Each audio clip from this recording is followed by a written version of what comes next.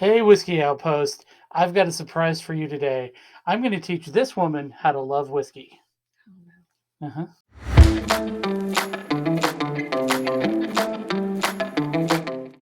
All right, Whiskey Outpost fans. I am coming to you with a very special multi part series I'm calling Building Your Palate. And I have the perfect person to help me with. It's a multi-part. Multi parts. Okay. Yep. So here's the deal. A lot of people have come and talked to me about they don't feel like they have the palate to enjoy whiskey. Okay. And you hate whiskey. Hey, whiskey. And I'm tired of drinking alone, basically. I mean, look at all those bottles. You guys need to come over and help me kill some of those things, right? Because that's a lot. I mean, that's There's a just that lot. shelf. That's not even what counts what's upstairs. So, anyway, you're going to help me because you're going to learn to love whiskey. You're at least going to learn to appreciate it. How's that? Okay. Okay. So, we're going to take you on a journey. And what I thought we would do is start with Buffalo Trace because it's a good medium whiskey, right? I mean, it's not very proofy. It is, in fact, 80 proof, I think. I knew it was 80 proof till we got on camera, and then I decided I didn't actually know. I'm going 90 proof. It's 90 proof, so it's not going to blast your socks off. It's not like we're starting with rye. But what we're going to do, and you've had bourbon cream, right? So the taste of hard, I do like bourbon which cream. is good. It's good. It's a lot of sugar, but I love that. I love what got you started, and then we went through like the screwball and some things like that. But I figured let's be systematic about this, right? Okay. So this is our control group because it is a very crowd pleasing whiskey. It's Okay. got some good flavors to it. Okay. And we're basically gonna start here, and then we're gonna go all the way back down. We'll take you through some stages, which I'm hoping will be helpful to you and to our fans. Okay. I'm game. I'm a little surprised. That's why I didn't tell you what we're doing before we got in here. All right. So what I want you to do. Mm-hmm. So we went with the classic, the classic glass here. So I want you to smell it.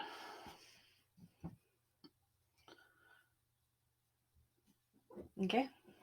Okay, put it down. Smell it again. Do you know if you have a dominant nostril? Does it smell different?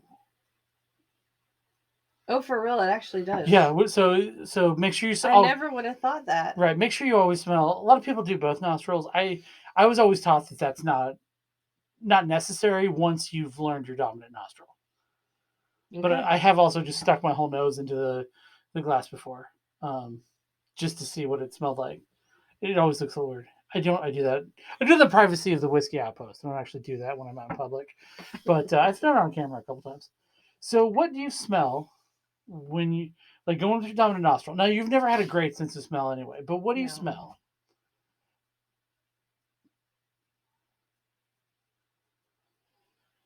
And don't say alcohol because there's Well, obviously. okay.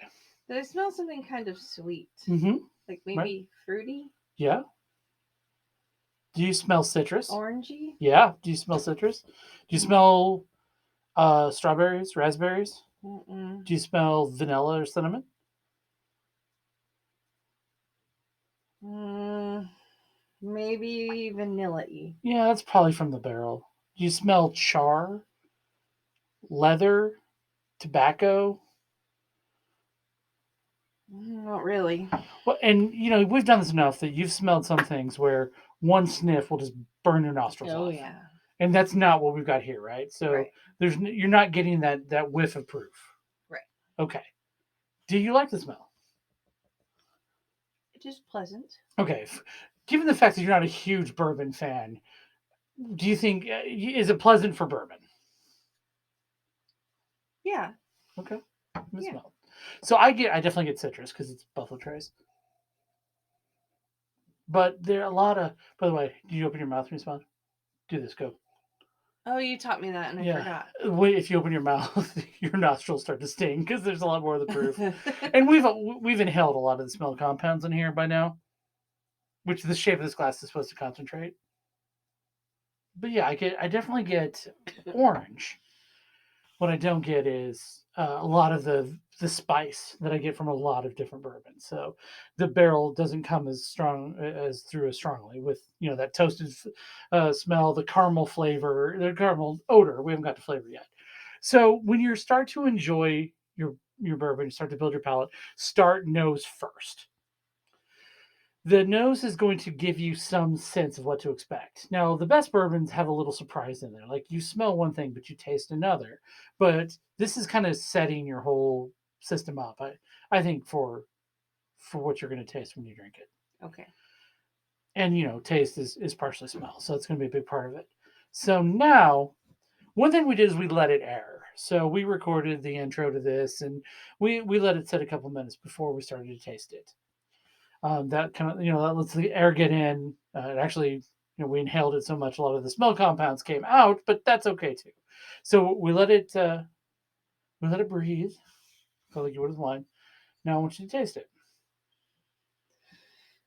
Okay.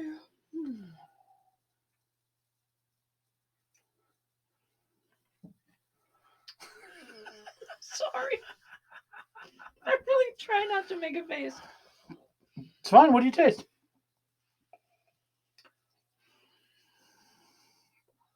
I taste vanilla. Yeah. Taste vanilla. Yeah. Do you taste kind of what we call baking spices, the cinnamon, No. nutmeg? No. Okay. Here's what I want you to do. Take a sip. Mm-hmm. Let it sit on your tongue for as long as you can. It tastes like burning. A little bit of burning. It does taste a little bit of burning. Yeah.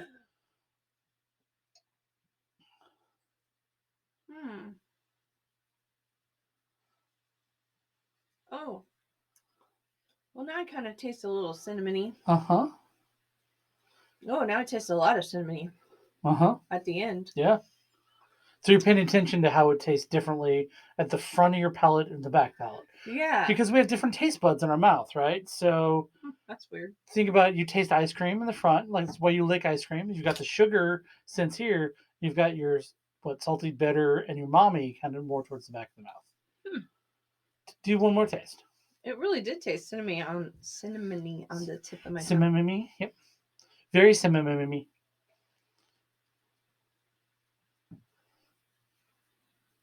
Ooh. Anything else? You got something you didn't like there at the end. Was that anything other than bourbon? Yeah, take a drink of water if you want. Mm.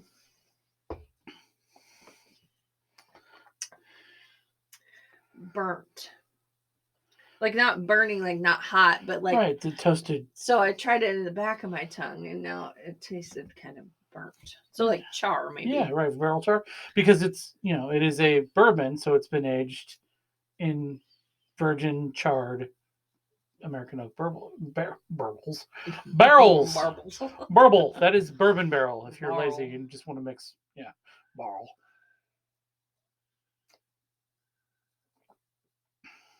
Oh, it's definitely you're right. It is there. Yeah. Yeah. If you put it on the back of your tongue. It's the weirdest thing. I almost get grapefruit in the very back of my tongue. Yeah. I haven't had grapefruit for so long. I couldn't tell you what it tastes like. A little sour citrus, basically, is kind of what I picked up, which I've never gotten before. But I've also never. I purposely let it kind of coat the back of my tongue before I swallow it to kind of see.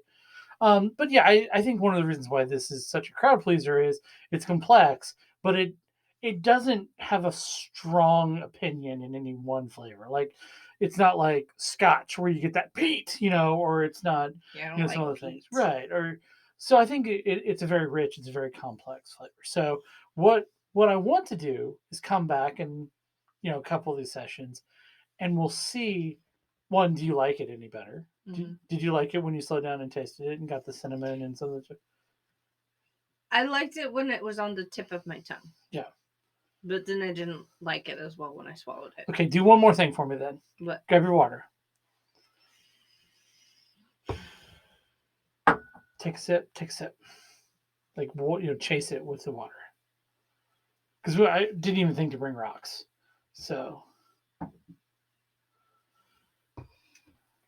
Oh, that's terrible. Okay, that didn't help to that changed the flavor though, right? Mm-hmm. But not for the better. Mm-mm. Well, that's too bad. Okay, so that's actually the argument for and against drinking things on the rocks. The cold and the amount of liquid both change the flavor, and I think if you're building your palate, you definitely want to drink it neat because you're going to get the purest flavor. I'm not going to argue that that's how the distillers intended you to drink it or anything like that, but it's the most unadulterated flavor, and I think it allows you to pick out more flavors. So we're going to come back in a couple sessions. We're going to see if you like this any better. Like But you're gonna have me try Buffalo Trace again? yeah, that's why this was the control. So the idea is we'll come back, we'll take a look at this. Like I said, I want to start you. We're gonna work our way backwards first. So we're gonna see, can I get you to drink? I was thinking about Screwball, but I think that tastes so chocolatey. It's not really a good indication. So we're gonna probably try. Can I get you to drink Angel's Envy? Because there's a whole argument in the bourbon community about is it even bourbon because it's so sweet. Like when um, Randy from Sweet. Randy from the Bourbon Real Talk channel actually described it as dessert bourbon, which I think that's an I'd indication be of down with that. right, but it's an indication of how sweet it is. Not I don't insult it. I will drink Angel's Envy um, on occasion because sometimes that's what you want, right? So we'll start there, and then we're going to work our way back up. We'll do Maker's Mark because that's uh, one of the ones that kind of got me into hard distilled spirits, and then we'll hit things kind of in this neighborhood. I've got Weller, which is also comes out of the same distillery, similar proof, and then we'll take you up in proof once we kind of get your palate set, and you'll probably hate all of that, but that's okay. And then we'll come back. We'll try Buffalo Trace one more time and see what you think. You ready? Sound like fun? Yep. Yeah, you look excited. Love it. I hope this has been helpful. So, just a couple of the takeaways as we're working and developing your palate is it's not going to happen overnight, right? I mean, I'm not just doing multiple sessions because it's content I can throw out there. It's actually going to take time to develop your palate, but be slow and intentional about it, right? So we smelled this multiple times and we talked about it and we thought about it. We took multiple sips. We tried the front of the mouth. We tried the back of the mouth. We swallowed it quick. We tried some with water. We started trying to play with it to see how that changes the dynamics. Now you know what this tastes like. So the next time somebody's talking about Buffalo Trace, you're going to forget most of it because it's human memory. But we'll try it again, and over time you'll start to build more and more of that association. Like I think you could give me a blind taste test now, and I would know Weller anytime because it just tastes like Weller. But we'll see. Okay. I hope that helps. But again, take it slow, have fun, drink a lot. I mean, this is the best studying you can do because you get to drink. Anyway, see you next time, Whiskey Outpost fans. I almost called them Bourbon Outpost. No, that's not right. Whiskey Outpost fans, we'll see you next time. Give us a like, give us a subscribe. Did I miss anything in helping my wife build her palate? Leave a comment. We want to hear from you. We want to engage with you, the fans. See you next time. Thanks.